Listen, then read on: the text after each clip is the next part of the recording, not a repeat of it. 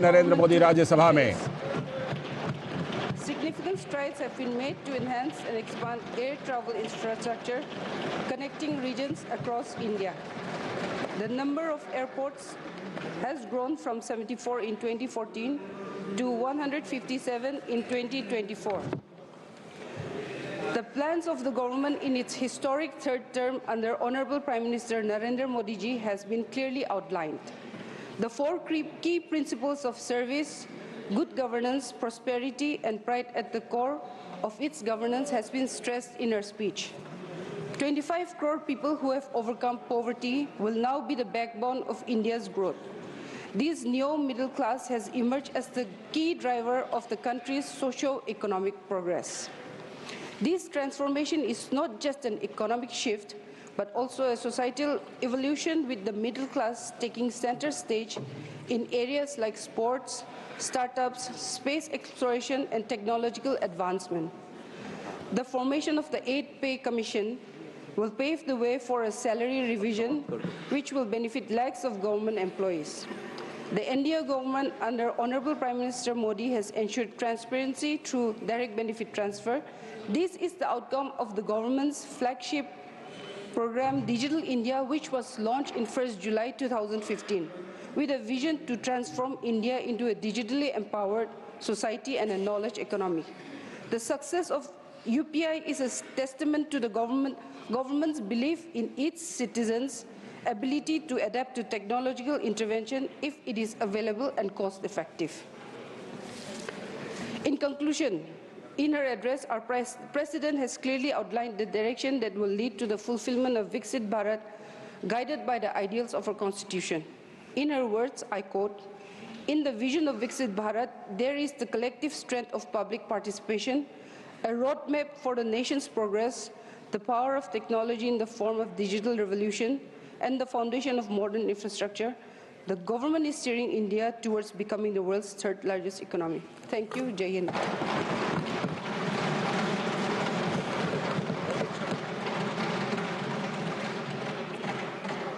Honorable Prime Minister to reply the discussion.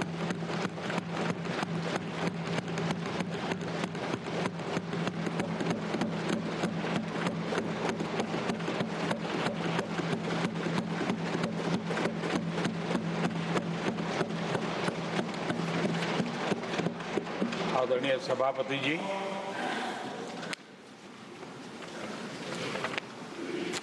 आदरणीय राष्ट्रपति जी ने भारत की उपलब्धियों के बारे में, दुनिया की भारत से अपेक्षाओं के बारे में और भारत के सामान्य मानवी का आत्मविश्वास, विकसित भारत बनाने का संकल्प, इन सारे विषयों को लेकर के विस्तार से चर्चा की है। देश को आगे की दिशा भी दिखाई है। आदरणीय राष्ट्रपति जी का अभिभाषण प्रेरक भी था, प्रभावी भी था और हम सब के लिए भविष्य के काम का मार्गदर्शन भी था। मैं आदरणीय राष्ट्रपति जी के उद्बोधन पर धन्यवाद करने के लिए उपस्थित हुआ हूं।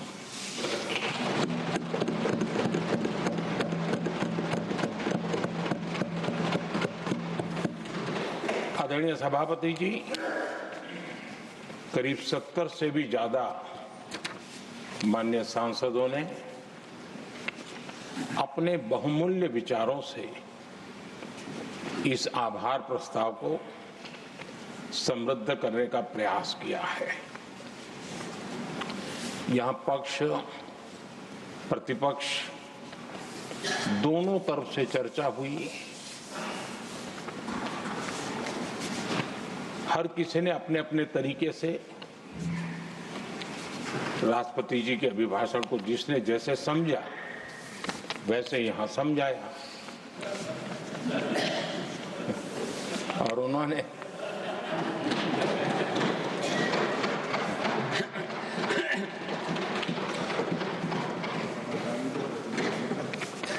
आदरणीय सभापति जी, यहाँ पर सबका साथ, सबका विकास, इस पर बहुत कुछ कहा गया। मैं समझ नहीं पाता हूँ कि इसमें कठिनाई क्या है। सबका साथ, सबका विकास, ये तो हम सबका दायित्व है और इसीलिए तो देश ने हम सबको यहाँ बैठने का अवसर दिया है और उसमें, लेकिन जहां तक कांग्रेस का सवाल है, उनसे सबका साथ, सबका विकास, इसके लिए कोई अपेक्षा करना, मैं समझता हूं कि बहुत बड़ी गलती हो जाएगी।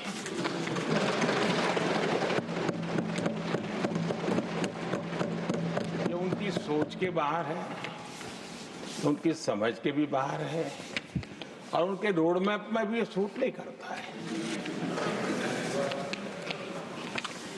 क्योंकि वो इतना बड़ा दल एक परिवार को समर्पित हो गया है, उसके लिए सबका साथ, सबका विकास संभव ही नहीं है।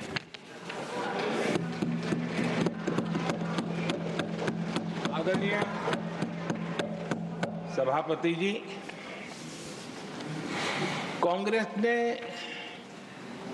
राजनीति का एक ऐसा मॉडल तैयार किया था जिसमें झूठ, फरेब, भ्रष्टाचार, परिवारवाद, तुष्टीकरण, सबका गालमेल था। जहां सबका गालमेल हो वहां सबका साथ हो ही नहीं सकता।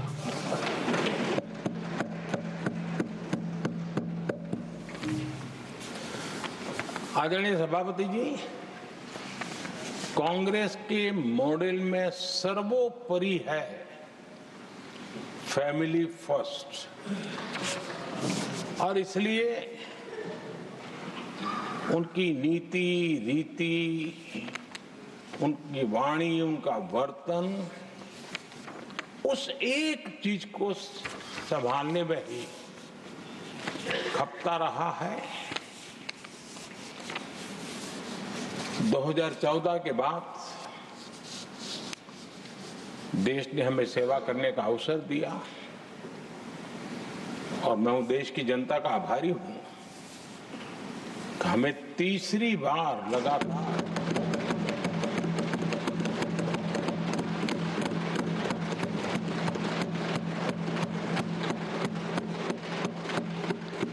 ये तीसरी बार जनता यहां पहुंचाती है।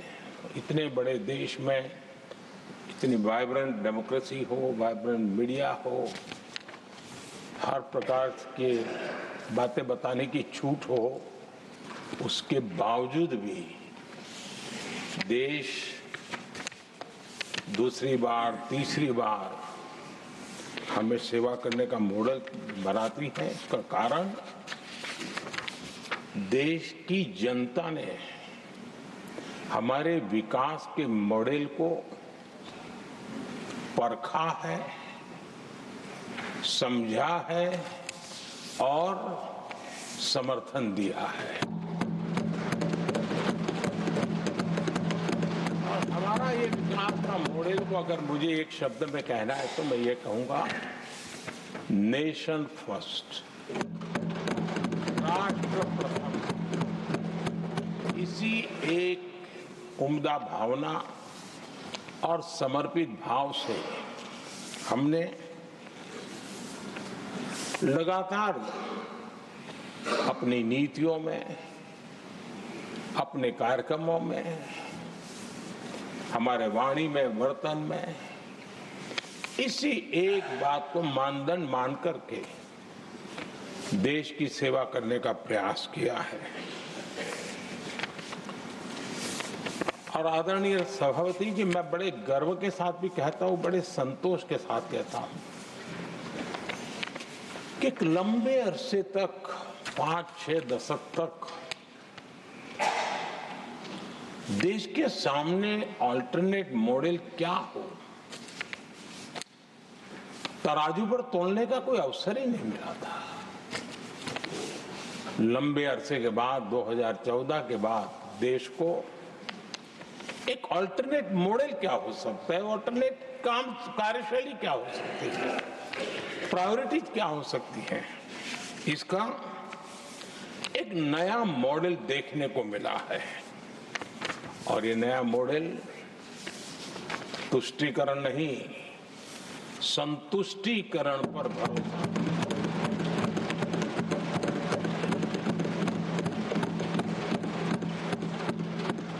पहले के मॉडल में, खास करके कांग्रेस के कालखंड में, तुष्टीकरण, हर चीज में तुष्टीकरण, यही उनका एक प्रकार से औषधि बन गई थी उनकी राजनीति को करने की। और उन्होंने स्वार्थ नीति, राजनीति, देश नीति, सबका एक घोटाला करके रखा हुआ था। तरीका ये होता था कि छोटे तबके को कुछ दे देना और बाकियों को तरसा कर रखना, और जब चुनाव आए तब कहना देखो उनका मिला है, शायद आपको भी मिल जाएगा।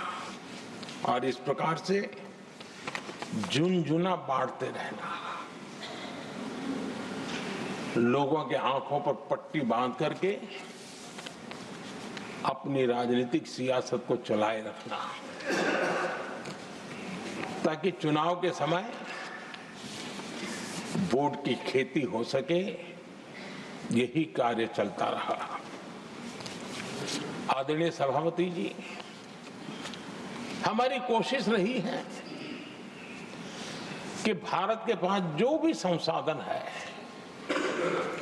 उन संसाधनों का ऑप्टिमम यूटिलाइजेशन किया जाए। भारत के पास जो समय है, उस समय का भी बर्बादी से बचा करके पल पल का उपयोग देश की प्रगति के लिए, जन सामान्य के कल्याण के लिए, उसी पर वो खर्च हो। और इसलिए हमने एक अप्रोच अपनाया, सैचुरेशन का अप्रोच।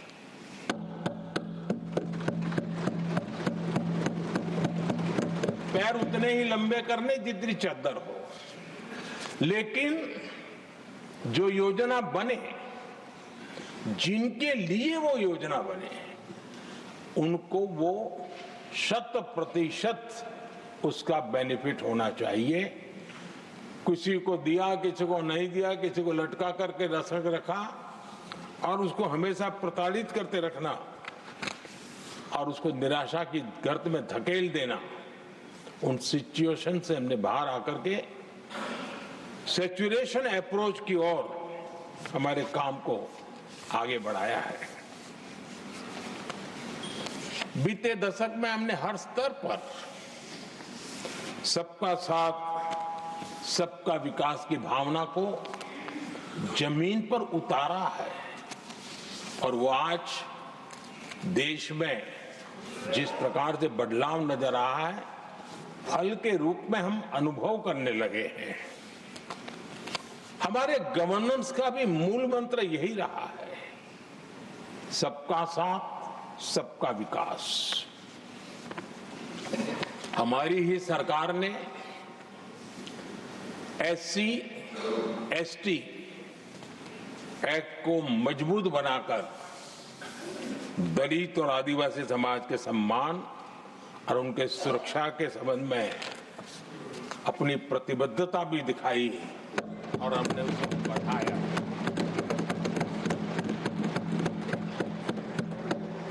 आदरणीय सभापति जी, आज जातिवाद का जहर फैलाने के लिए भरपूर प्रयास हो रहा है, लेकिन 3-3 दशक तक दोनों सदन के ओबीसी एमपीस और सभी दलों के ओबीसी एमपीस सरकारों से मांग करते रहे थे कि ओबीसी आयोग को संवैधानिक दर्जा दिया जाए। ठुकरा दिया गया,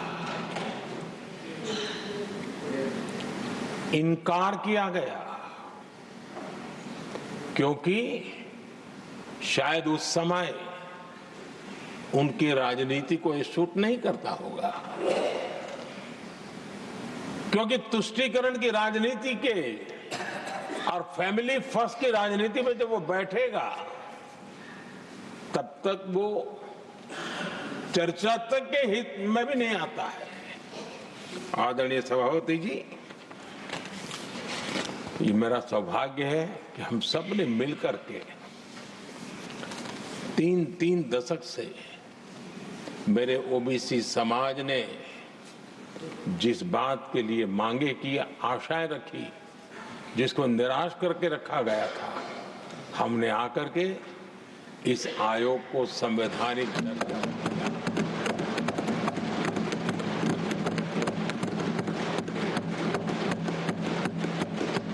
और हमने सिर्फ उनकी मांग पूरी की इतना नहीं, हमारे लिए उनका मान सम्मान भी उतना ही महत्वपूर्ण है, क्योंकि देश के 140 करोड़ देशवासियों को हम जनता जनार्दन के रूप में पूजने वाले लोग हैं। आदरणीय सभापति जी, हमारे देश में जब जब आरक्षण का विषय आया तो उसको एक तंदुरुस्त तरीके से समस्या के समाधान के लिए सत्य को स्वीकार करते हुए करने का प्रयास नहीं हुआ। हर चीज में देश में विभाजन कैसे हो, तनाव कैसे पैदा हो, एक दूसरे के खिलाफ दुश्मनी कैसे पैदा हो, वही तरीके अपनाए गए। देश आजाद होने के बाद जब जब ये प्रयास हुए हैं, इसी तरीके से हुए हैं। पहली बार हमारी सरकार ने एक ऐसा मॉडल दिया और सबका साथ सबका विकास के मंत्र की प्रेरणा से दिया कि हमने सामान्य वर्ग के गरीब को 10% आरक्षण दिया, बिना तनाव के, बिना किसी का छीन करके। और जब ये निर्णय किया तो एससी समुदाय ने भी उसको स्वागत किया, एसटी समुदाय ने भी स्वागत किया, ओबीसी समुदाय ने भी स्वागत किया। किसी को भी पेट में दर्द नहीं हुआ, क्योंकि इतना बड़ा निर्णय, लेकिन करने का तरीका था सबका साथ सबका विकास, और तब जाकर के बहुत ही स्वस्थ शांत तरीके से पूरे राष्ट्र ने इस बात को स्वीकार किया। आदरणीय सभापति जी, हमारे देश में दिव्यांगों की कभी सुनवाई जितनी मात्रा में होनी चाहिए थी, नहीं हुई। जब सबका साथ सबका विकास का मंत्र होता है ना, तब मेरे दिव्यांग जन भी उस सबके कैटेगरी में होते हैं, और तब जाकर के हमने दिव्यांगों के लिए आरक्षण का विस्तार किया, दिव्यांगों के लिए सुविधाएं उपलब्ध हो, इसके लिए मिशन मोड में काम किया, दिव्यांगों के कल्याण के लिए अनेक योजनाएं बनाई, लेकिन योजनाओं को लागू भी किया। ये इसके कारण इतना ही नहीं, आदरणीय सभापति जी, ट्रांसजेंडर कम्युनिटी के अधिकारों को लेकर के हमने उसको कानूनी रूप से उसको पुख्त करने के लिए प्रामाणिकता पूर्वक प्रयास किया। सबका साथ सबका विकास के मंत्र को हम कैसे जीते हैं, ये हमने समाज के उस उपेक्षित वर्ग की तरफ भी हमने बड़ी संवेदना के साथ देखा। आदरणीय सभापति जी, भारत की विकास यात्रा में नारी शक्ति के योगदान को कोई नकार नहीं सकता, लेकिन उनको अगर अवसर मिले और वो नीति निर्धारण का हिस्सा बने तो देश की प्रगति में और गति आ सकती है। और इस बात को ध्यान में रखते हुए हमने ही और इस सदन का पहला निर्णय हुआ, हम देशवासी गर्व कर सकते हैं, सदन इस बात के लिए याद रखा जाएगा, ये नया सदन सिर्फ उसके रूप रंग के लिए नहीं, ये नया सदन का पहला निर्णय था नारी शक्ति बंधन। इस नए सदन को हम किसी और तरीके से भी कर सकते थे, हम हमारी वाहवाही के लिए भी उपयोग कर सकते थे, पहले भी होता था, लेकिन हमने तो मातृशक्ति की वाहवाही के लिए इस सदन का आरंभ किया था और मातृशक्ति के आशीर्वाद से ये सदन अपना कार्य आरंभ किया है। आदरणीय सभापति जी, हम जानते हैं, इतिहास की तरफ अब थोड़ी नजर करें।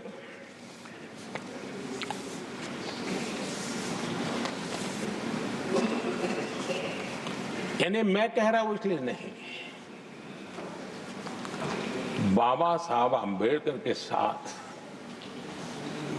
कांग्रेस को कितनी नफरत रही थी, उनके प्रति कितना गुस्सा था, और किसी भी हालत में बाबा साहब की हर बात के प्रति कांग्रेस चिढ़ जाती थी। और इसके सारे दस्तावेज मौजूद है। और इस गुस्से को दो बार बाबा साहब को चुनाव में पराजित करने के लिए क्या कुछ नहीं किया गया।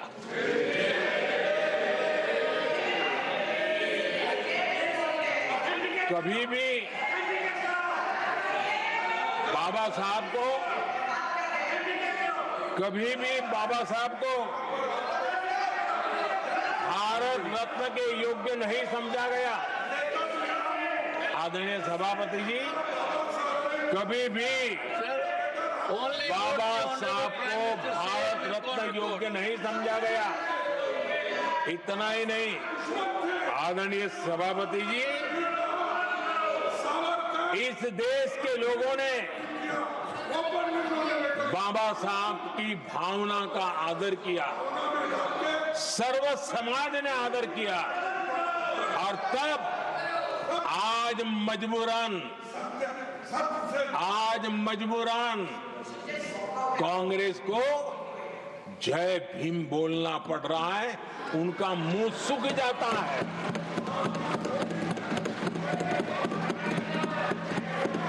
और आदरणीय सभापति जी, ये कांग्रेस भी रंग बदलने में बड़ी माहिर लग रही है। इतनी तेजी से अपना नकाब बदल देते हैं, ये इसमें साफ साफ नजर आ रहा है। आदरणीय सभापति जी, आप कांग्रेस का अध्ययन करेंगे तो कांग्रेस की राजनीति, जैसे हमारा मूल मंत्र रहा सबका साथ सबका विकास, वैसा उनका हमेशा रहा कि दूसरे की लकीर छोटी करना।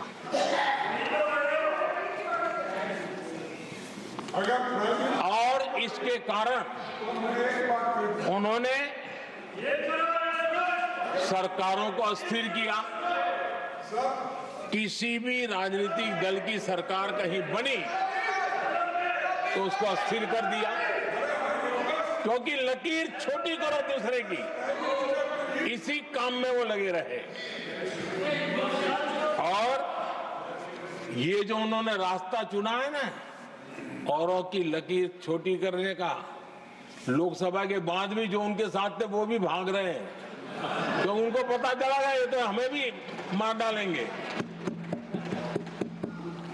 और यही उनकी नीतियों का परिणाम है कि आज ये हाल हो गए हैं कांग्रेस के।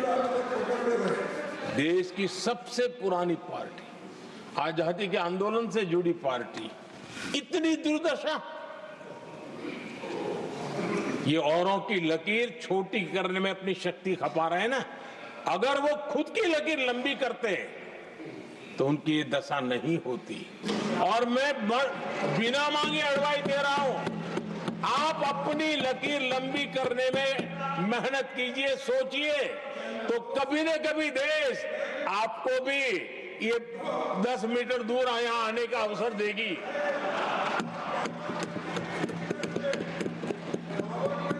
आदरणीय सभापति जी, बाबा साहब ने SC/ST समुदाय की बुनियादी चुनौतियों को बहुत बारीकी से समझा था, बहुत गहराई से समझा था, और खुद भुक्तभोगी थे, इसलिए दर्द भी था, पीड़ा भी थी, और समाज का कल्याण करने की का एक जज्बा भी था। और बाबा साहब ने SC/ST समुदाय के आर्थिक उन्नति के लिए एक स्पष्ट रोडमैप देश के सामने प्रस्तुत किया था, उनकी बातों में प्रस्तुत होता था। और बाबा साहब ने एक बहुत महत्वपूर्ण बात कही थी, मैं उनका कोट पढ़ना चाहता हूं। बाबा साहब ने कहा था, भारत एक कृषि प्रधान देश है, लेकिन दलितों के लिए ये आजीविका का मुख्य साधन बन ही नहीं सकता, ये बाबा साहब ने कहा था। उन्होंने आगे कहा था, और इसके कई कारण हैं। पहला, भूमि खरीदना उनके सामर्थ्य से बाहर है। दूसरा, अगर उनके पास धन भी हो तो भी उनके लिए भूमि खरीदने का कोई अवसर नहीं है। बाबा साहब ने ये एक एनालिसिस किया था, और इस परिस्थिति का एनालिसिस करते हुए उनको तो सुझाव था, उन्होंने आग्रह किया था कि दलितों के साथ, हमारे आदिवासी भाई बहनों के साथ, वंचितों के साथ ये जो अन्याय हो रहा है, ये जो मुसीबत में जीने के लिए वो मजबूर हो रहे हैं, इसका एक उपाय है देश में इंडस्ट्रियलाइजेशन को बढ़ावा दिया जाए। औद्योगिकरण के पक्षकार थे बाबा साहब, क्योंकि औद्योगिकरण करने के पीछे उनकी कल्पना साफ थी। स्किल बेस्ड जॉब्स और एंटरप्रेन्योरशिप के लिए, आर्थिक आत्मनिर्भरता के लिए दलित, आदिवासी, वंचित समूहों को एक अवसर मिलेगा, और उसे वो उत्थान का एक सबसे महत्वपूर्ण हथियार मानते थे। लेकिन आजादी के इतने सालों के बावजूद भी, इतने साल कांग्रेस को सत्ता में रहने का अवसर मिला, तब भी बाबा साहब की इन बातों को पर गौर करने का भी उनको समय नहीं था। उन्होंने बाबा साहब की इस विचारों को पूरी तरह खारिज कर दिया।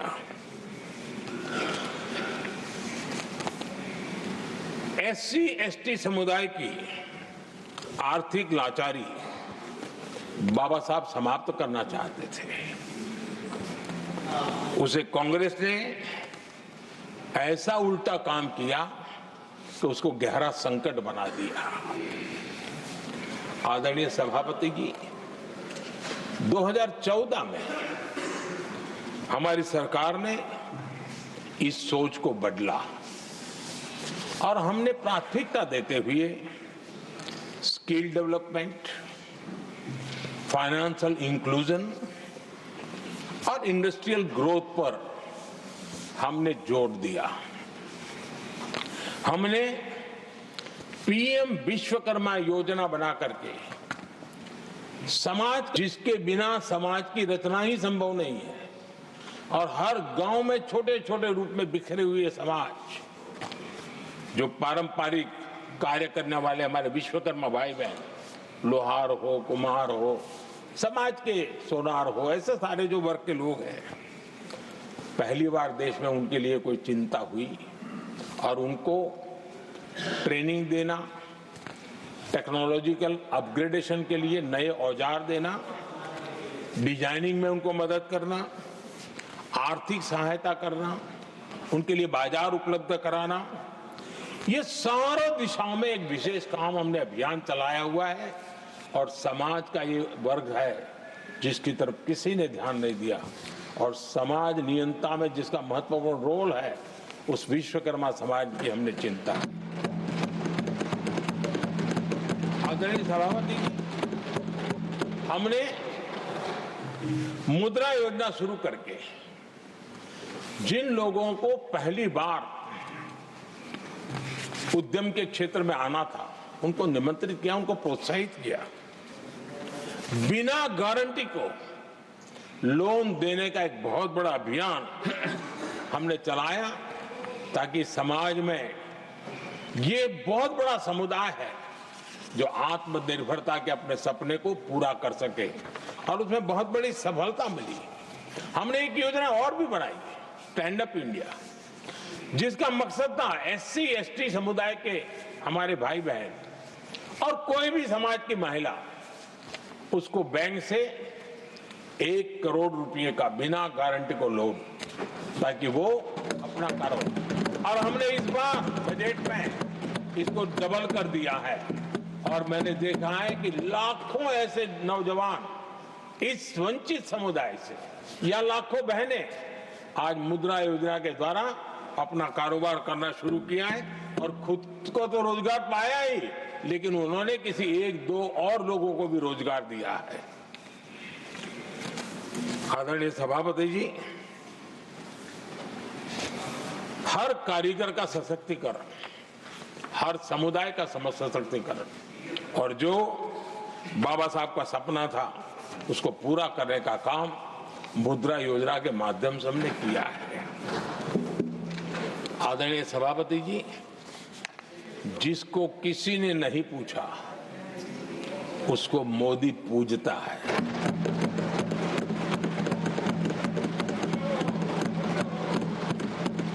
गरीब, वंचित, उसकी का कल्याण, ये हमारी प्राथमिकता है।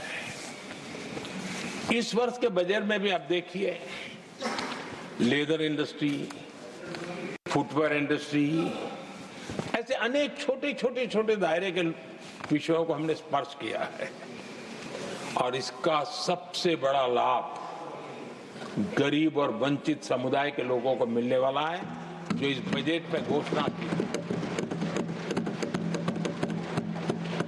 अब उदाहरण के रूप में टॉयज की बात करें, समाज के इस प्रकार के वर्ग के लोग ही टॉयज बनाने के काम में हैं।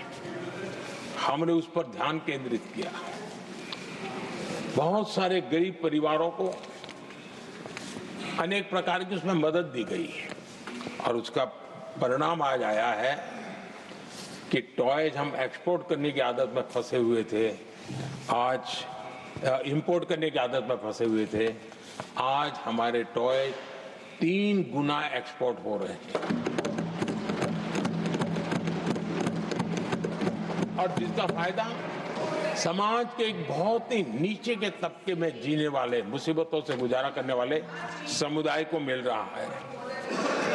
आदरणीय सभापति जी, हमारे देश में एक बहुत बड़ा समुदाय है, मछुआरा समुदाय। इन मछुआरे साथियों के लिए हमने एक अलग मिनिस्ट्री तो बनाई, लेकिन जो बेनिफिट किसान क्रेडिट में किसानों को मिलता था, हमने वो किसान क्रेडिट कार्ड के सारे बेनिफिट हमारे मछुआरे भाई बहनों को भी दिया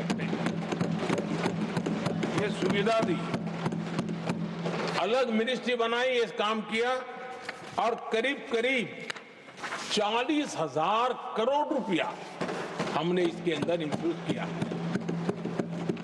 फिशरीज सेक्टर को बल दिया है और इसका प्रयास इन प्रयासों का परिणाम ये आया है कि हमारा मछली उत्पादन 2 गुना और एक्सपोर्ट भी 2 गुना हुआ है और जिसका सीधा बेनिफिट हमारे मछुआरे भाई बहनों को हुआ है। यानी समाज के सबसे उपेक्षित हमारे बंधु हैं, उनको हमने सबसे ज्यादा प्राथमिकता दे करके हमने काम करने का प्रयास किया है। आदरणीय सभापति जी, यहाँ जो जातिवाद का जहर फैलाने की जिनको नया शौक लग गया है, हमारे देश के आदिवासी समाज, उन आदिवासी समाज में भी कई स्तर की स्थितियां हैं। कुछ समूह ऐसे हैं जिनकी संख्या बहुत कम है और जो करीब देश में 200-300 जगह पे बिखरे हुए हैं और कुल आबादी उनकी बहुत कम है, लेकिन वो ऐसे उपेक्षित रहे हैं, उनकी बारीकियों को जाने तो दिल दहलाने वाली बात है। और मेरा सद्भाग्य रहा कि राष्ट्रपति जी से इस विषय में मुझे काफी गाइडेंस मिला, क्योंकि उस समाज को काफी निकट से राष्ट्रपति जी जानती है और उसी में से आदिवासी समाज में भी बहुत वंचित अवस्था में जीने वाला एक जो छोटा तबके के लोग व बिखरे पड़े लोग हैं, उनको विशेष रूप से योजना में लाने का प्रयास हुआ और हमने पीएम जनमन योजना बनाई और 24,000 करोड़ रुपए ताकि उनको कुछ सुविधाएं मिले, उनके कल्याण के काम हो और वे भी सबसे पहले तो अन्य आदिवासी समाज की बराबरी तक तो पहुंचे और फिर पूरे समाज की बराबरी करने के लिए योग्य बने। उस दिशा में हमने काम किया है।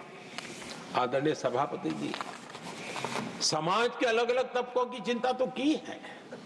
हमने देश के अलग अलग भूभाग में भी कुछ ऐसी स्थितियां हैं कि जिसमें बहुत पिछड़ापन है, जैसे हमारे सीमावर्ती गांव, उनको बैकवर्ड विलेज करके छोड़ दिया गया था, आखिरी गांव करके छोड़ दिया गया था। हमने सबसे पहले मनोवैज्ञानिक परिवर्तन लाया। हम ये जो दिल्ली पहले और बाद में सब धीरे धीरे जो जाए दूर जाता जाए आखिर चला जाए, हमने बदल दिया। हमने तय किया कि सीमा पर जो लोग हैं वो पहले और वो अंदर की तरफ आता जाए। जहां सूरज की किरण सबसे पहले आती है और जहां सूरज की आखिरी किरण भी जिनके पास होती है, ऐसे आखिरी गांव उनको हमने फर्स्ट विलेज के रूप में विशेष दर्जा देते हुए, विशेष योजना बनाते हुए हमने उनके विकास के कामों को, इतना ही नहीं, उसको प्राथमिकता इतनी दी कि मैंने पिछले टर्म में मंत्री परिषद के साथियों को ऐसे दूर दराज के गांवों में 24 घंटे रुकने के लिए भेजा था और -15 डिग्री वाले कुछ विलेजेस थे, वहां भी हमारे मंत्री वहां जाकर के रुके थे, उनको समझने का, उनकी समस्याओं के समाधान के लिए प्रयास किया था। और हमने 15 अगस्त 26 जनवरी में जो मेहमान बुलाते हैं, उसमें भी ये जो सीमा पर बसे हुए हमारे पहले विलेज है, आज उनके प्रधानों को हम 26 जनवरी 15 अगस्त में बुलाते हैं। राष्ट्रपति जी के यहाँ एट होम में होते हैं, क्योंकि हमारी कोशिश है सबका साथ सबका विकास, और इसलिए खोजते रहते हैं कि हम किसको अभी भी पहुंचना बाकी है, चलो जल्दी करो। आदरणीय सभापति जी, वाइब्रेंट विलेज की योजना देश की सुरक्षा के लिए भी बहुत उपयोगी हो रही है, बहुत महत्वपूर्ण हो रही है और हम उसको भी बल दे रहे हैं।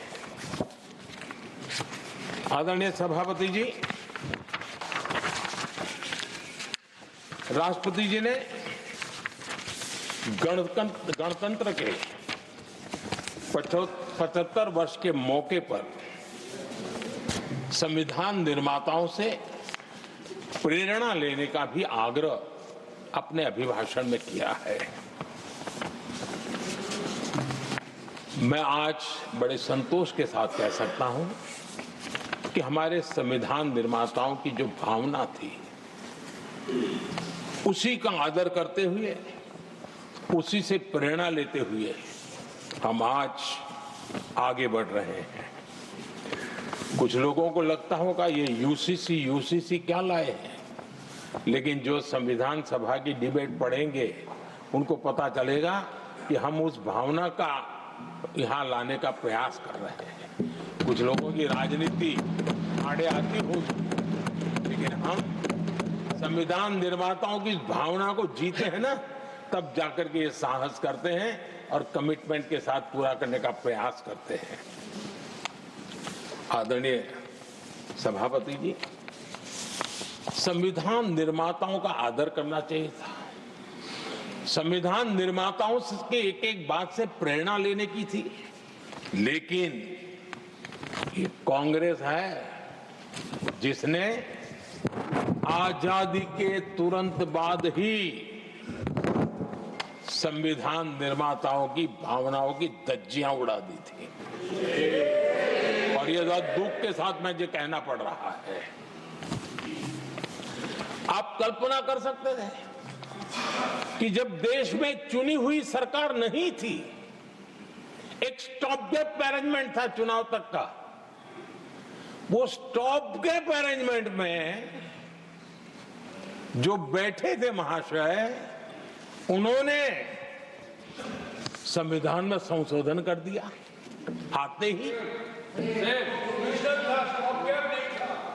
चुनी हुई सरकार करती तो थोड़ा भी तो समझ आता था, लेकिन उतना भी इंतजाम नहीं किया। और किया क्या उन्होंने फ्रीडम ऑफ स्पीच को कुचला, फ्रीडम ऑफ स्पीच को कुचला। अखबारों पर, प्रेस पर लगाम लगाई और डेमोक्रेट का टैग लगाकर घूमते रहे दुनिया में। देश के डेमोक्रेसी का महत्वपूर्ण स्तंभ, उसको कुचलने का काम हुआ और ये संविधान की भावना का पूरी तरह अनादर था। आदरणीय सभापति जी, देश की पहली सरकार थी, नेहरू जी प्रधानमंत्री थे और मुंबई में जब नेहरू जी प्रधानमंत्री थे तब मुंबई में मजदूरों की एक हड़ताल हुई। उसमें मशहूर गीतकार मजरूह सुल्तानपुरी जी ने एक गीत गाया था, कॉमनवेल्थ का दास है। ये कविता उन्होंने गाई थी। कविता गाने मात्र के गुणे में नेहरू जी ने देश के एक महान कवि को जेल में ठूस दिया।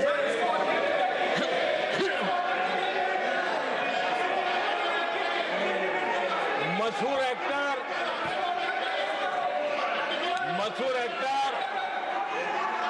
बलराज साहनी जी सिर्फ एक जुलूस में शामिल हुए थे, आंदोलन करने वालों के जुलूस में शामिल हुए थे, इसलिए बलराज साहनी जी को जेल में बंद कर दिया गया। आदरणीय सभापति जी, लता मंगेशकर जी के भाई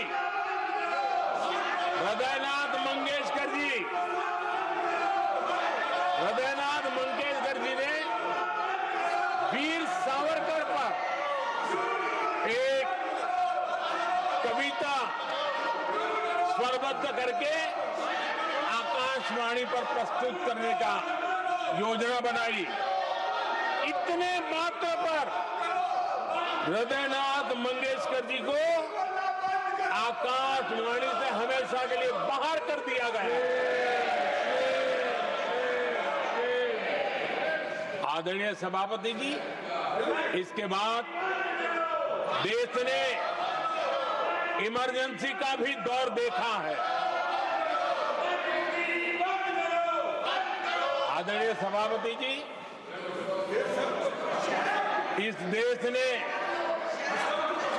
इमरजेंसी का भी दौर देखा है।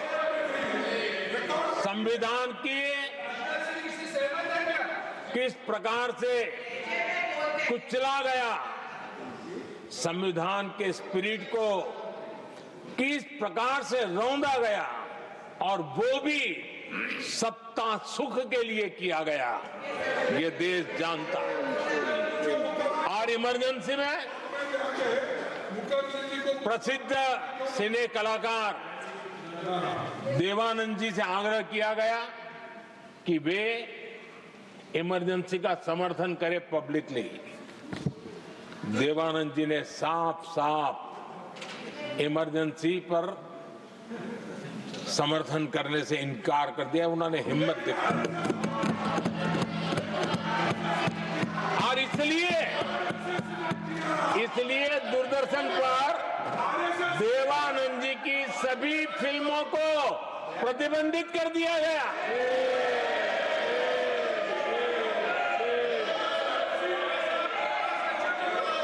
आदरणीय सभापति जी, ये संविधान की बातें करने वाले लोग, उन्होंने सालों से संविधान को अपने जेब में रखा है, उसी का एक परिणाम है। संविधान का सम्मान नहीं किया है। आदरणीय सभापति जी किशोर कुमार जी, उन्होंने कांग्रेस के लिए गाना गाने से मना किया। इस एक गुनाह के लिए आकाशवाणी पर किशोर कुमार के सभी गानों को प्रतिबंधित कर दिया गया।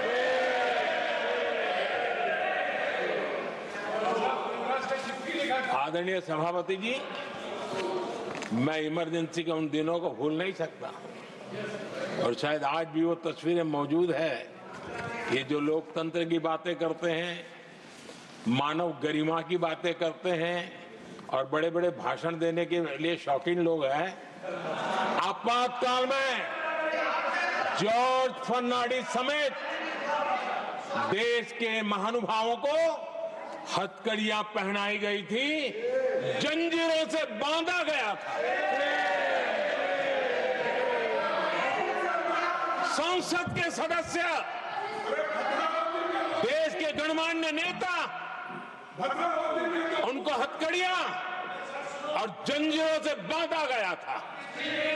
इनके मुंह में संविधान शब्द शोभा नहीं देता है।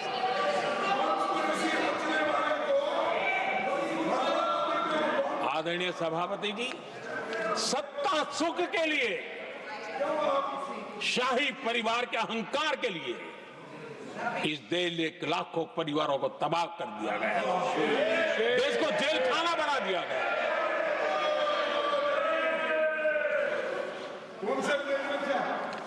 बहुत लंबा संघर्ष चला। ये अपने आप को बहुत बड़ा 30 बार खा मारने वालों को जनता जनार्दन की ताकत को स्वीकार करना पड़ा, घुटने टेकने पड़े, और देश में जनता जनार्दन के सामर्थ्य से इमरजेंसी हटी।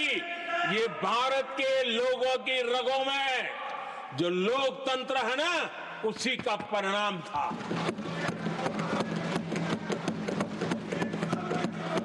हमारे माननीय खड़गे जी आपके सामने बढ़िया बढ़िया शेर सुनाते रहते हैं, और उनका शौक है शेर सुनाने का, और सभापति जी आप भी बड़ा मजा लेते हैं।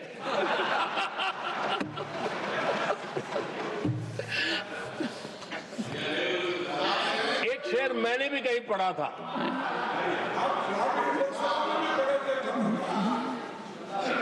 तमाशा करने वालों को क्या खबर, तमाशा करने वालों को क्या खबर, हमने कितने तूफानों को पार कर दिया जलाया है। हमने कितने तूफानों को पार कर दिया जलाया है। आदरणीय सभापति जी, मैं आदरणीय खड़गे जी वरिष्ठ नेता है और मैं हमेशा सम्मान करता हूँ, और इतना लंबा समय सार्वजनिक जीवन ये छोटी बात नहीं है। और मैं इस देश में चाहे शरद राव हो चाहे खड़गे जी हो, इन सब का मैं, हमारे देवगौड़ा जी बैठे हैं, ये असामान्य सिद्धियां हैं उनके जीवन की जो उन्होंने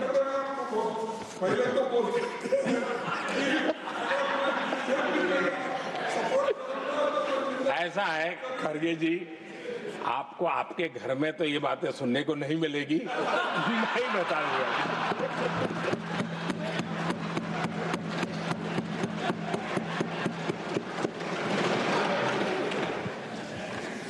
इस बार मैं देख रहा था कि खड़गे जी कविताएं पढ़ रहे थे,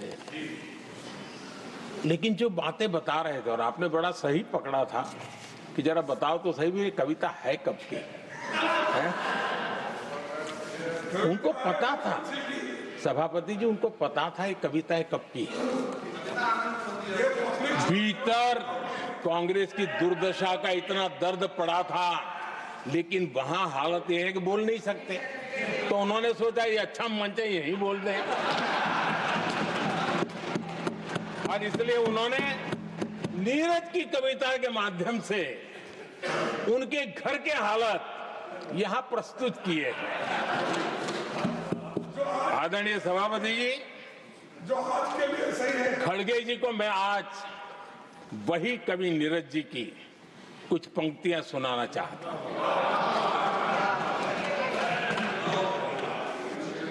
कांग्रेस सरकार का जो दौर था उस समय नीरज जी ने ये कविताएं लिखी थी, और उसमें उन्होंने कहा था, है बहुत अंधियारा, है बहुत अंधियारा, अब सूरज निकलना चाहिए,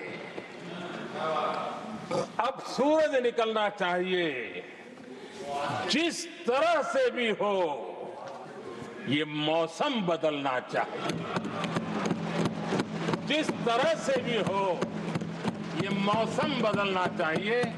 नीरज जी ने कांग्रेस के उस कालखंड में ये कविता कही। 1970 में जब कांग्रेस, अरे चारों तरफ कांग्रेस ही कांग्रेस का राज चलता था, उस समय नीरज जी का एक और कविता संग्रह प्रकाशित हुआ था, फिर दीप जलेगा। हरिवंश जी तो अभ्यासु हैं तो उनको भली भांति पता है, उस समय उनका यह संग्रह प्रसिद्ध हुआ था, फिर दीप जलेगा। उसमें उन्होंने कहा था, और ये बड़ा महत्वपूर्ण है, नीरज जी ने उस समय कहा था, मेरे देश उदास न हो। नीरज जी ने अपनी कविता में कहा था, मेरे देश उदास न हो, फिर दीप जलेगा, तिमिर ढलेगा, और हमारा सद्भाग्य देखिए, हमारे प्रेरणा पुरुष अटल बिहारी वाजपेयी जी ने भी 40 साल पहले कहा था, सूरज निकलेगा, अंधेरा छटेगा, कमल खिलेगा।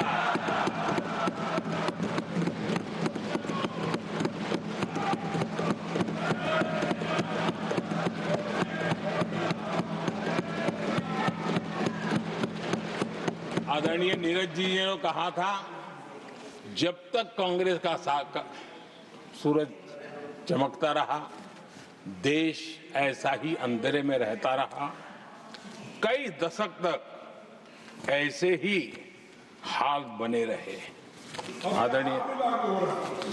आदरणीय सभापति जी, गरीबों को शक्ति देने के लिए, गरीबों के सशक्तिकरण के लिए जितना काम हमारे कार्यकाल में हुआ है, हमारी सरकार के द्वारा हुआ है, इतना पहले कभी नहीं हुआ। गरीबों का सशक्तिकरण और गरीब ही गरीबी को परास्त करे, उस दिशा में हमने योजनाओं को आकार दिया। और मुझे मेरे देश के गरीबों पर भरोसा है, उनके सामर्थ्य में भरोसा है। अगर अवसर मिल जाए ना, तो वो हर चुनौतियों को पार कर सकता है। और गरीब ने करके दिखाया है। योजनाओं का लाभ लेते हुए, अवसरों का फायदा उठाते हुए, सशक्तिकरण के माध्यम से 25 करोड़ गरीबी को परास्त करने में सफल हुए। 25 करोड़ लोगों को गरीबी से बाहर निकालना ये हमारे लिए गर्व का विषय है कि हमने एक बहुत बड़ा काम किया है। जो लोग गरीबी से निकले हैं, कठोर परिश्रम करके निकले हैं, सरकारी पर भरोसा करते हुए, योजनाओं को आधार बना करके, और आज गरीबी से निकलकर वो एक न्यू मिडिल क्लास हमारे देश में अर्जित हुआ है। आदरणीय सभापति जी, मेरी सरकार इस न्यू मिडिल क्लास और मिडिल क्लास के साथ डट करके खड़ी है और बहुत कमिटमेंट के साथ हम खड़े हैं। हमारे न्यू मिडिल क्लास और मिडिल क्लास की आकांक्षाएं आज देश के लिए गति देने वाली शक्ति है। हमारे देश की एक नई ऊर्जा है, देश की प्रगति का सबसे बड़ा आधार है। हम मिडिल क्लास के, न्यू मिडिल क्लास के सामर्थ्य को बढ़ाना चाहते हैं। हमने मिडिल क्लास के लिए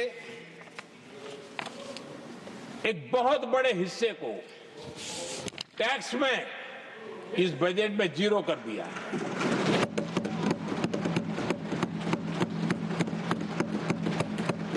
तो 2013 में 2 लाख तक की आय टैक्स में मुक्ति थी, इनकम टैक्स में 2 लाख तक मुक्ति थी। आज हमने 12 लाख तक टैक्स में मुक्ति कर दी। हम 70 साल से ऊपर के किसी भी वर्ग के क्यों न हो, किसी भी समाज से क्यों न हो, उनको आयुष्मान योजना का लाभ देकर के, और उसका सबसे बड़ा लाभ मिडिल क्लास के बुजुर्गों को मिल रहा है।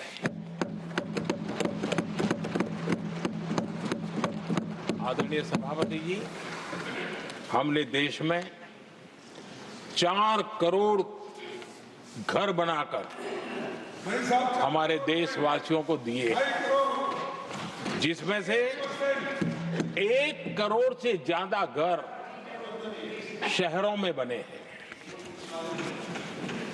हमने घर खरीदने वालों के साथ बहुत बड़ा फ्रॉड हुआ करता था, उनको सुरक्षा देना बहुत जरूरी था। और इसी सदन में हमने रेरा का कानून बनाया है, जो आज मध्यम वर्ग के घर के सपने के खिलाफ जो रुकावटें थी, उसको दूर करने एक महत्वपूर्ण हथियार बना है। इस बार बजट में स्वामी इनिशिएटिव लाया गया है, जो हाउसिंग प्रोजेक्ट अटके हुए हैं, जिसमें मध्यम वर्ग के पैसे रुके हुए हैं और उनकी सुविधाएं अटकी हुई हैं, उनके उस काम के लिए 15,000 करोड़ रुपया इस बजट में हमने आवंटित किया है, ताकि मध्यम वर्ग के उन सपनों को पूरा कर सकें। आदरणीय सभापति जी, स्टार्टअप का रिवॉल्यूशन जिसको आज दुनिया ने देखा है, और उसका एक प्रभाव भी है। ये स्टार्टअप चलाने वाले कौन है? ये स्टार्टअप चलाने वाले नौजवान ज्यादातर मिडिल क्लास के नौजवान हैं। आज पूरी दुनिया भारत के प्रति आकर्षित है। खास करके G20 समूहों की देश के 50-60 स्थानों पर जो मीटिंगें हुई, उसके कारण भारत को जो पहले सभी दिल्ली, मुंबई या बेंगलुरु मानते थे, भारत को विशालता का उनको पता चला है। और आज विश्व का भारत के टूरिज्म के प्रति आकर्षण बढ़ा है। और जब टूरिज्म बढ़ता है तो व्यवसाय के भी अनेक अवसर आते हैं और उसका लाभ भी हमारे मिडिल क्लास को बहुत मिलने वाला है, उनके आय के साथ। आदरणीय सभापति जी, आज हमारा मिडिल क्लास आत्मविश्वास से भरा हुआ है और ये अभूतपूर्व है। ये अपने आप में एक बहुत बड़ा सामर्थ्य बना देता है देश का। और मुझे पूरा विश्वास है कि भारत का मध्यम वर्ग विकसित भारत के संकल्प को साकार करने के लिए कमर कस करके खड़ा हो गया है, हमारे साथ चल पड़ा है। आदरणीय सभापति जी, विकसित भारत के निर्माण में सबसे बड़ा रोल देश के युवाओं का है। हमें डेमोग्राफी का डिविडेंड, उस पर हमारा भी बल है। जो अभी स्कूल कॉलेज में है, वही विकसित भारत के सबसे बड़े लाभार्थी बनने वाले हैं। और इसलिए उनके अंदर एक स्वाभाविक भाव है कि जैसे जैसे उनकी उम्र बढ़ेगी, वैसे वैसे देश की विकास की यात्रा बढ़ेगी। और जो उनके लिए एक बहुत बड़ा और एक प्रकार से विकसित भारत का बेस हमारे यहाँ स्कूल कॉलेज के नौजवान है, वो हमारा सामर्थ्य है। पिछले 10 साल में लगातार इस तबके को, इस बेस को मजबूत करने के लिए हमने बहुत सोची समझी रणनीति के तहत काम किया है। 21वीं सदी की शिक्षा कैसी होनी चाहिए, शिक्षा नीति के लिए पहले सोचा तक नहीं गया। जो चलता है चलने दो, जैसा होता है होते रहो। करीब 3 दशक के अंतराल के बाद नई राष्ट्रीय शिक्षा नीति लेकर के हम आए। 3 दशक के अंतराल, इस नीति के तहत बहुत सारे इनिशिएटिव हैं। उसमें एक की मैं चर्चा करता हूं, पीएम श्री स्कूल।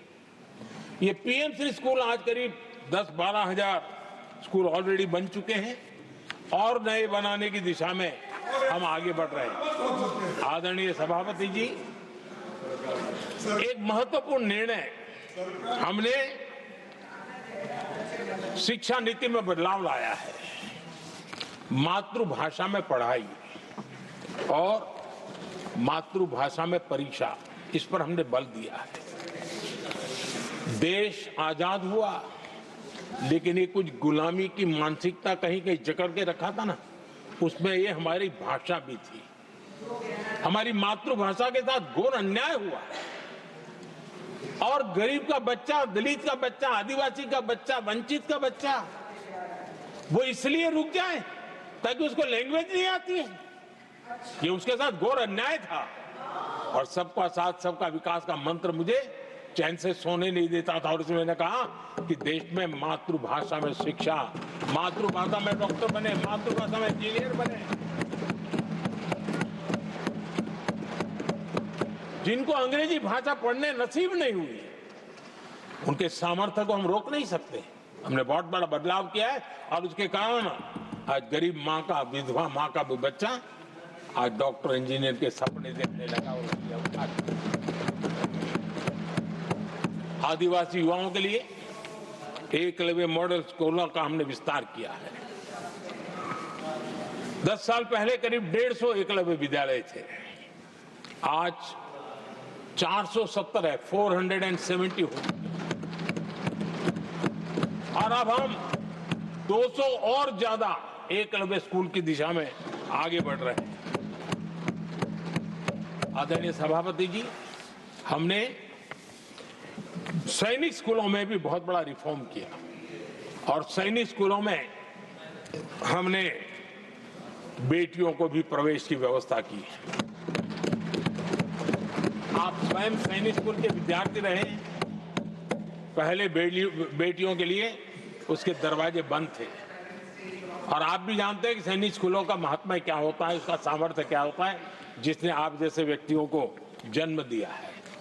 अब वो अवसर मेरे देश की बेटियों को भी मिलेगा। हमने सैनिक स्कूल के दरवाजे खोल दिए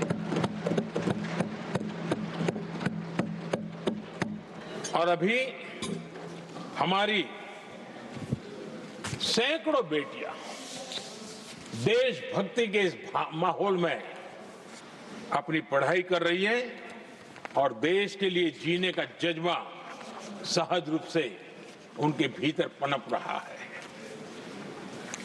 आदरणीय सभापति जी, युवाओं के ग्रूमिंग में एनसीसी की बहुत बड़ी भूमिका है। हम में से जो भी एनसीसी के संपर्क में रहा है उसे मालूम है कि उस उम्र में और उस कालखंड में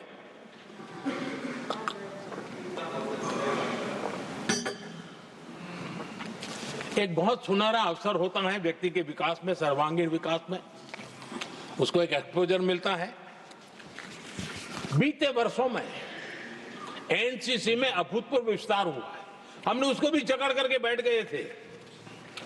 2014 तक एनसीसी में करीब 14 लाख कैडेट हुआ करते थे। आज वो संख्या 20 लाख पार कर गई।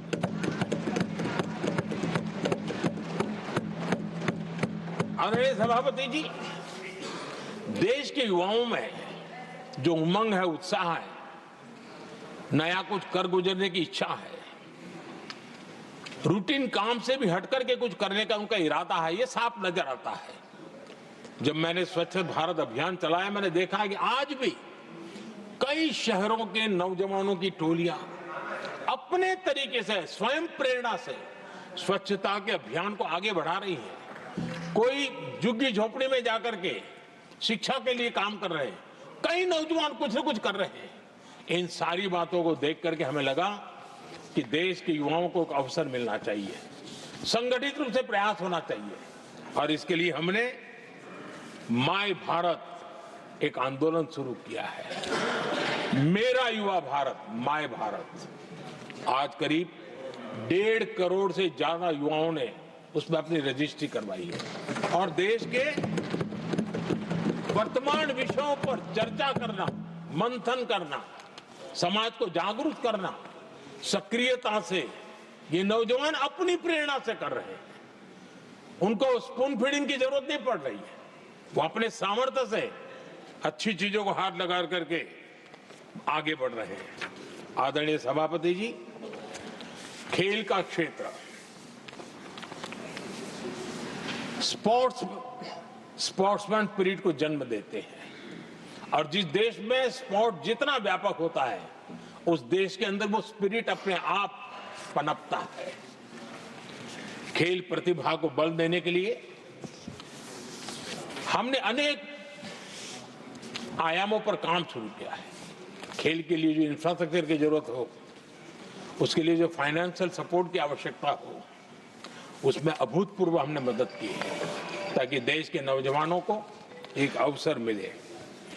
Target Olympic podium scheme, tops, और खेलो इंडिया अभियान हमारे स्पोर्ट्स इकोसिस्टम को पूरी तरह ट्रांसफॉर्म करने की ताकत रखते हैं, और हम अनुभव भी कर रहे हैं।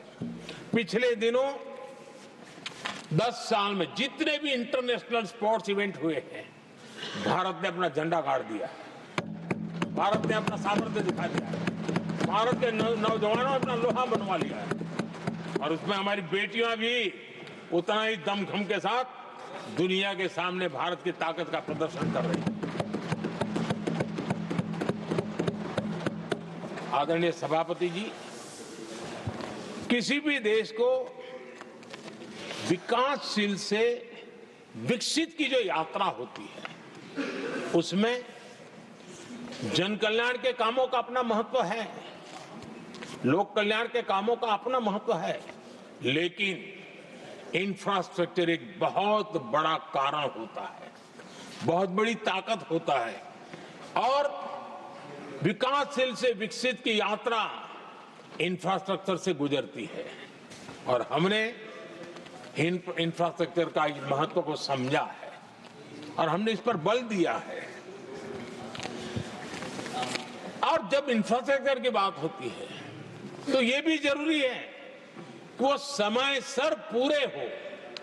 जिसकी हम कल्पना करें, योजना करें, आवश्यकता समझे, लेकिन लटके रहे तो उसका फायदा नहीं मिलता है।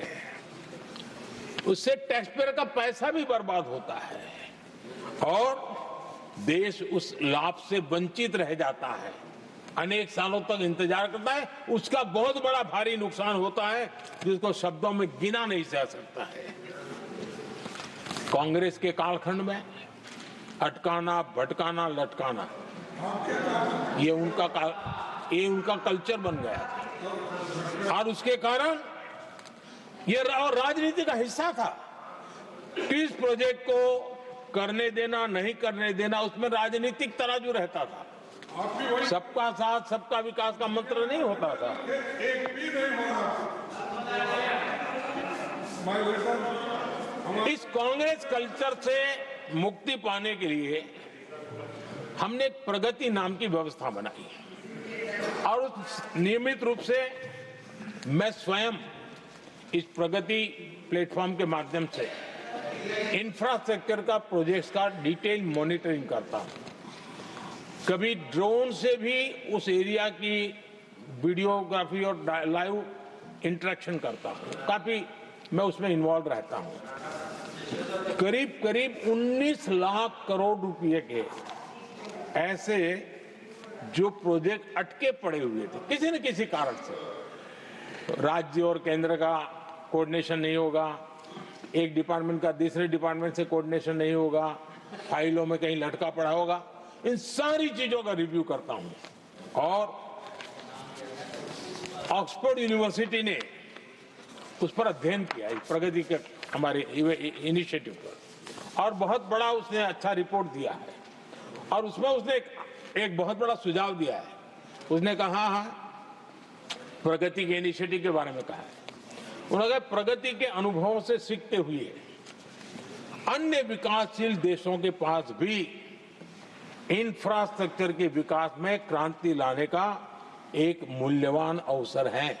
ये प्रगति को सभी डेवलपिंग कंट्रीज के लिए उन्होंने ये सुझाव दिया। पहले काम कैसे होते थे, मैं तथ्यों के साथ कुछ उदाहरण देना चाहता हूं ताकि पता चले कि कैसे देश को नुकसान किया गया है। मैं ये नहीं कह रहा हूं हर एक ही व्यक्ति ने जानबूझ के किया होगा, लेकिन कल्चर डेवलप हो गया और उसका परिणाम हुआ। अब देखिए उत्तर प्रदेश में हम एग्रीकल्चर, किसान, भाषण तो बहुत बढ़िया दे देते हैं, अच्छा लगता है, भड़काने का काम करने में क्या जाता है, कोई जो इन्वेस्टमेंट तो है ही नहीं, भड़काते रहो दुनिया को, कोई काम तो करना नहीं है। उत्तर प्रदेश में कृषि के लिए एक अहम योजना थी, सरयू नहर परियोजना। सरयू नहर परियोजना 1972, सोचिए साहब, 1972 में स्वीकृत हुई थी, 5 दशक तक लटकी रही। 1972 में जिस योजना को सोचा गया, योजना बनी, फाइल पे स्वीकृत हो चुकी, 2021 में हमने आकर के इसको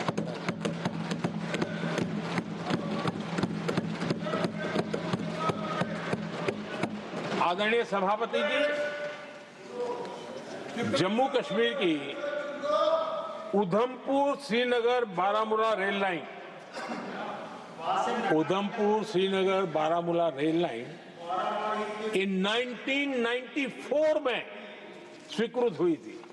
1994 में ये रेल लाइन भी वर्षों तक लटकी रही। 3 दशक बाद आखिरकार हमने 2025 में इसे पूरा किया।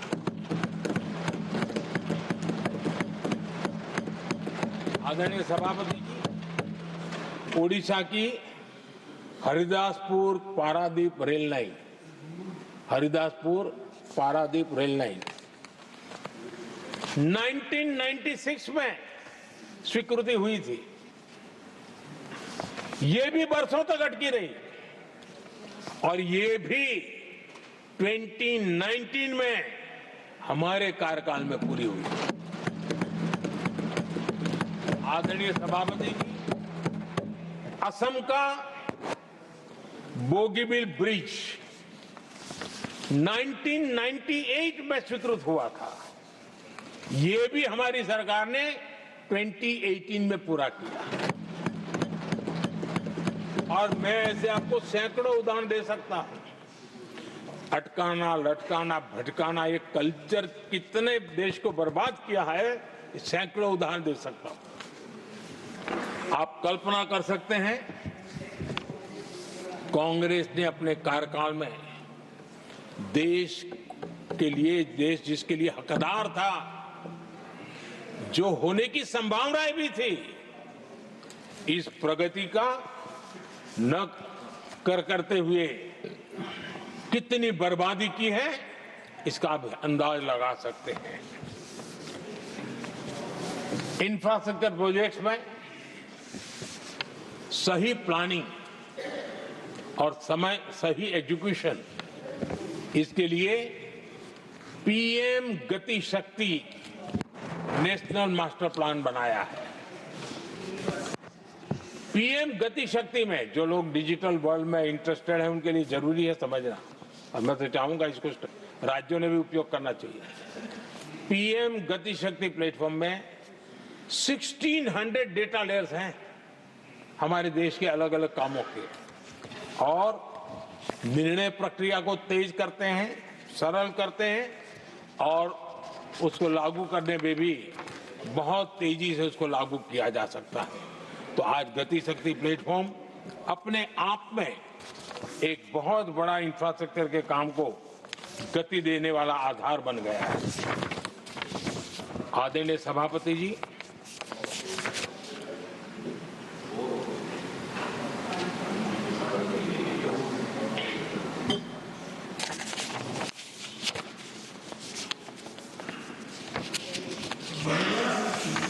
आज के नौजवानों को ये जानना बहुत जरूरी है कि उनके माँ बाप को मुसीबतों से जिंदगी क्यों गुजारनी पड़ी, देश की ऐसी हालत क्यों हुई, उनको जानना बहुत जरूरी है।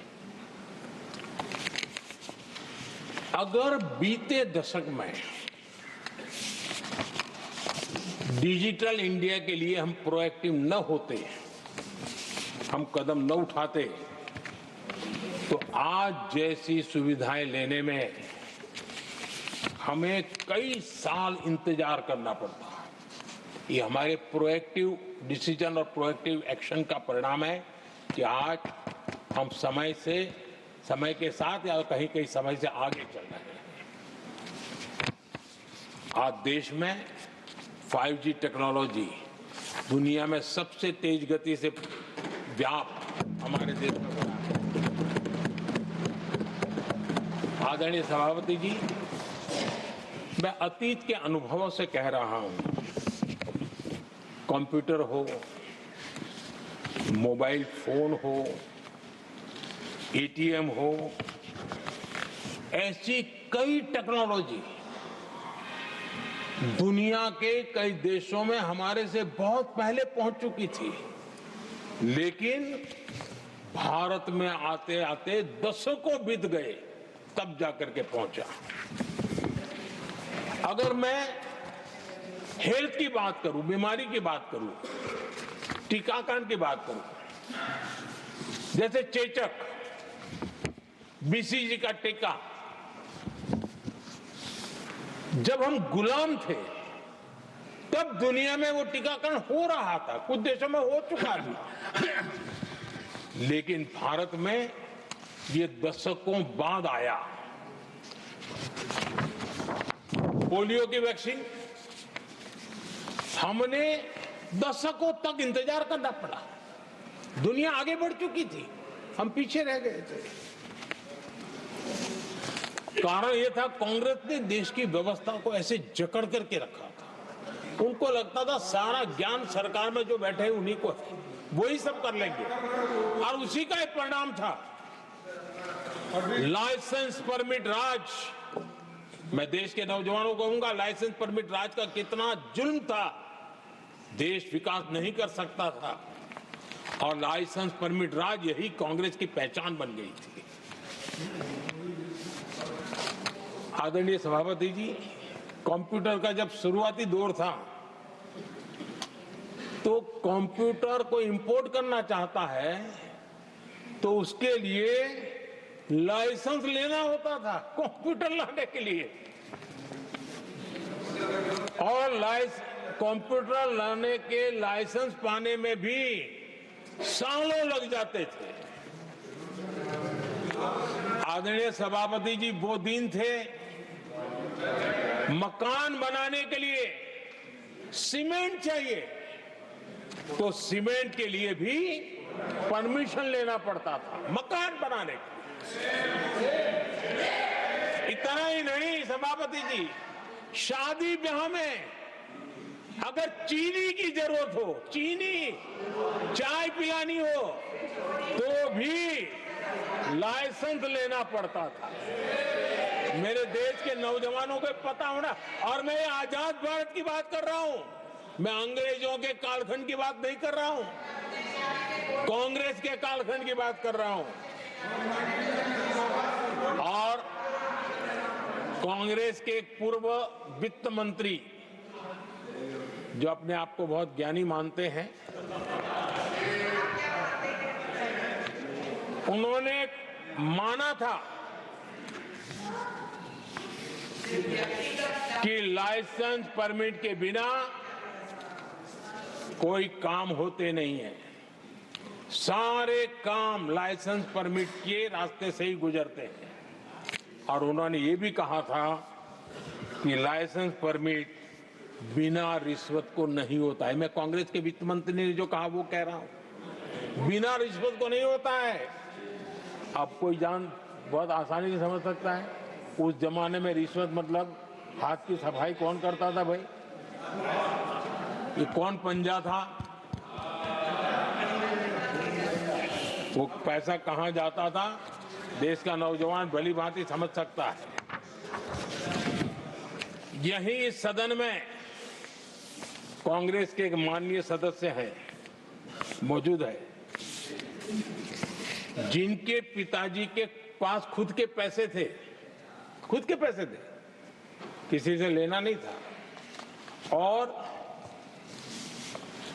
कार खरीदना चाहते थे। यहां मौजूद एक एमपी है कांग्रेस के, उनके पिताजी खुद के पैसे से कार खरीदना चाहते थे।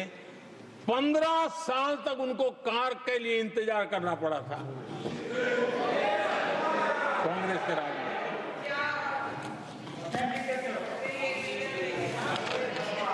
आदरणीय सभापति जी, हम सब जानते हैं स्कूटर लेना हो तो बुकिंग करवा के पैसा देना, 8-8, 10-10 साल एक स्कूटर खरीदने में लग जाता था। और अगर मजबूरी में स्कूटर मानो बेचना पड़ा तो उसके लिए सरकार से परमिशन लेनी पड़ती थी। यानी कैसे देश चलाया इन लोगों ने। और इतना ही नहीं, गैस सिलेंडर एमपी को कूपन दिया जाता था, एमपी को कूपन दिया जाता था कि तुम इलाके में 25 लोगों को गैस कनेक्शन दे सकते हो। गैस सिलेंडर के लिए कतार लगती थी। टेलीफोन कनेक्शन, नाक को दम आ जाता था टेलीफोन कनेक्शन के लिए। देश के नौजवानों को पता होना चाहिए कि ये जो आज बड़े बड़े भाषण झाड़ रहे हैं, उन्होंने क्या किया था, देश को पता होना चाहिए। आदरणीय सभापति जी, ये सारी पाबंदियां और लाइसेंस राज की नीतियों ने भारत को दुनिया की सबसे धीमी आर्थिक वृद्धि दर में धकेल दिया। लेकिन क्या आप जानते हैं इस कमजोर वृद्धि दर को, इस विफलता को दुनिया में किस नाम से कहने की शुरुआत हो गई? हिंदू रेट ऑफ ग्रोथ कहने लगे। एक समाज का पूरा अपमान, विफलता सरकार में बैठे हुए लोगों की, काम न करने के सामर्थ्य बैठे हुए लोगों का, समझ शक्ति का अभाव बैठे हुए लोगों का, दिन रात भ्रष्टाचार में डूबे हुए लोगों का, और गाली पड़ी एक बहुत बड़े समाज को, हिंदू ग्रेट ऑफ ग्रोथ।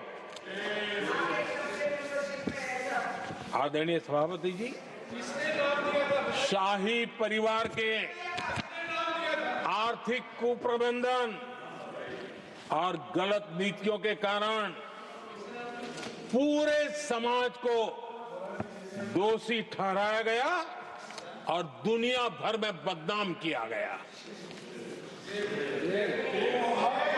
जबकि हम इतिहास देखें तो भारत के लोगों का तरीका और नीतियां, भारत के स्वभाव में लाइसेंस राज नहीं था, परमिट नहीं थी। भारत के लोग सदियों से, हजारों साल से खुले में विश्वास करते थे और हम उन समुदाय में सबसे पहले थे जो दुनिया भर में मुक्त व्यापार, फ्री ट्रेड, उसमें मेहनत करते थे, काम करते थे। सदियों पहले भारतीय व्यापारी दूर दराज के देशों तक व्यापार करने के लिए जाते थे, कोई बंधन नहीं थे, कोई रुकावटें नहीं थे। ये हमारी प्रकृति की संस्कृति थी, हमने उसको तबाह करके रख दिया। आज जब पूरी दुनिया भारत की आर्थिक क्षमता को पहचानने लगी है, आज दुनिया तेज गति से आगे बढ़ने वाले देश के रूप में देख रही है, तो आज दुनिया भारत रेट ऑफ ग्रोथ दुनिया देख रही है और हर भारतीय को इसका गौरव है। और हम अपनी अर्थव्यवस्था का विस्तार कर रहे हैं।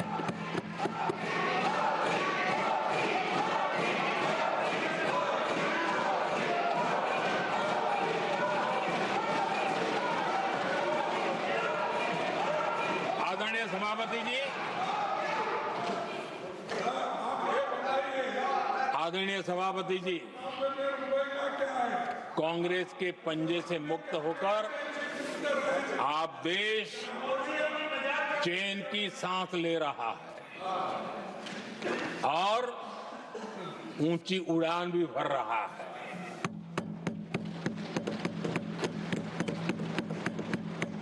कांग्रेस के लाइसेंस राज और उसकी कुनीतियों से बाहर निकलकर हम मेक इन इंडिया को बढ़ावा दे रहे हैं।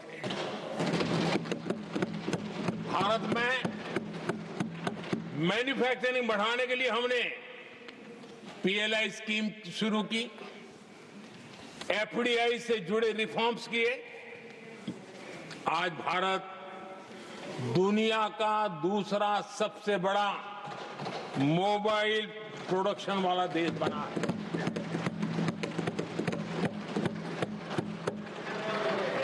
पहले हम ज्यादातर फोन बाहर से इंपोर्ट कर रहे थे, अब हमारी पहचान एक मोबाइल एक्सपोर्टर के रूप में बनी है।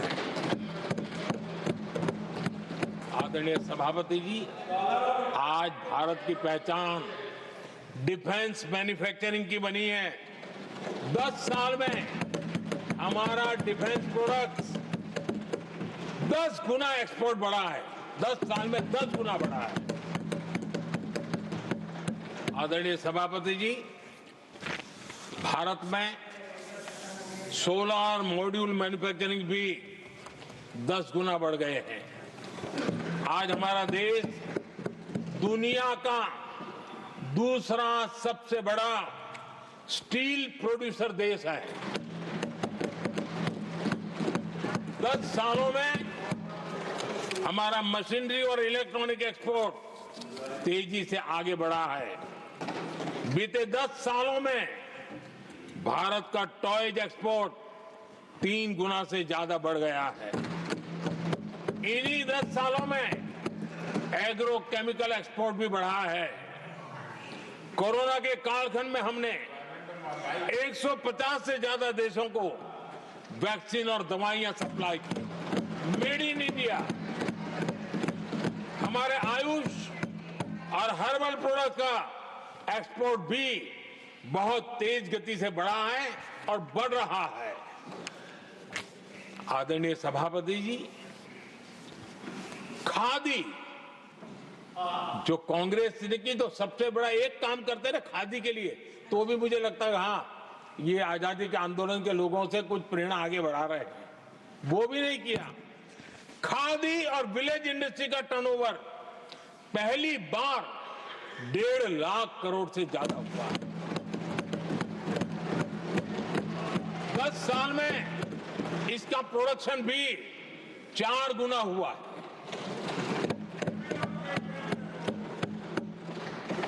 इस सारी मैन्युफैक्चरिंग का बहुत बड़ा लाभ हमारे एमएसएमई सेक्टर को मिला है। इससे देश में बड़ी संख्या में रोजगार के अवसर तैयार हुए हैं। आदरणीय सभापति जी, हम सभी जनता के प्रतिनिधि हैं, हम जनता जनार्दन के सेवक हैं। जनप्रतिनिधि के लिए देश और समाज का मिशन ही सब कुछ होता है और सेवा व्रत लेकर के ही जनप्रतिनिधियों के लिए काम करना उनका दायित्व होता है। आदरणीय सभापति जी, देश की हम सभी से अपेक्षा है कि हम विकसित भारत को आत्मसात करने के लिए कोई कमी हमारी तरफ से नहीं रहनी चाहिए। हम सबका सामूहिक दायित्व होना चाहिए। ये देश का संकल्प है, ये किसी सरकार का संकल्प नहीं है, किसी व्यक्ति का संकल्प नहीं है, 140 करोड़ देशवासियों का संकल्प है। और सभापति जी, मेरे शब्द लिख करके रखिए, जो लोग विकसित भारत के संकल्प से अपना को अछूता रखेंगे, देश उनको अछूता कर देगी। हर किसी को जुड़ना पड़ेगा, अब बच करके नहीं रह सकते, क्योंकि भारत का मिडिल क्लास, भारत का नौजवान पूरी ताकत के साथ देश को आगे बढ़ाने में जुट चुका है। और इसलिए आदरणीय सभापति जी, जब प्रगति की राह पर देश चल पड़ा है, विकास की नई ऊंचाइयों को देश अर्जित कर रहा है, तब हम सबकी भूमिका बड़ी महत्वपूर्ण है। सरकारों में विरोध होना लोकतंत्र का स्वभाव है, नीतियों का विरोध होना लोकतंत्र का जिम्मेवारी भी है, लेकिन घोर विरोधवाद, घोर निराशावाद और अपनी लकीर लंबी नहीं करनी, दूसरी लकीर को छोटा करने की कोशिश है विकसित भारत में रुकावट बन सकती है।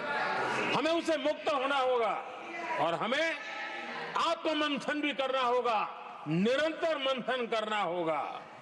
मुझे भरोसा है कि सदन में जो चर्चा हुई है उसमें से जो उत्तम चीजें हैं उसको लेकर के हम आगे बढ़ेंगे और हमारा मंथन जारी रहेगा।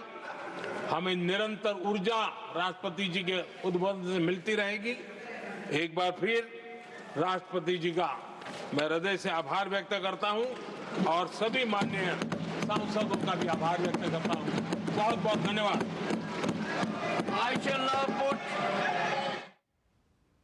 तो प्रधानमंत्री नरेंद्र मोदी राज्यसभा में जवाब दे रहे थे राष्ट्रपति के अभिभाषण की चर्चा पर।